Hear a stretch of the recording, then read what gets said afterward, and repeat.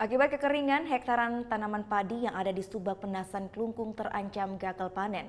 Kekeringan ini terjadi lantaran saluran irigasi induk di desa setempat tersumbat akibat tertimbun material longsor.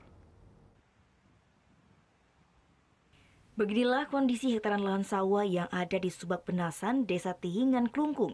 Tanaman padi yang baru berumur 7 hari ini terancam tidak dapat tumbuh dengan baik lantaran mengalami kekeringan. Akibat kondisi ini, hektaran tanaman padi di desa ini pun terancam gagal panen. Kekeringan yang terjadi sejak 20 hari terakhir ini disebabkan lantaran saluran irigasi induk yang ada di desa setempat tersumbat akibat tertimbun material longsor. Saluran irigasi yang seharusnya mengaliri ratusan hektar lahan sawah tersebut kondisinya rusak parah. Saat ini warga setempat terus berupaya melakukan pengerukan material longsor dengan cara manual. Akan tetapi tingginya tebing serta kontur tanah yang labil menyebabkan proses pengerukan semakin sulit.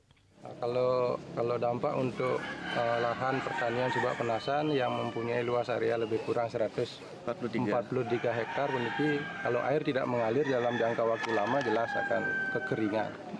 Dan akhir-akhir ini sudah ada tanaman padi yang semestinya memerlukan air yang dengan debit yang besar, tapi karena dampak longsoran memiliki ke depan, mungkin padi kita akan gagal panen.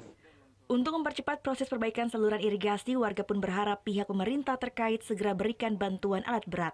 Kadek Martana melaporkan untuk NET.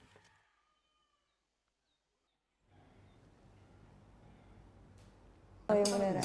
Iya, oke. Tapi gue pernah.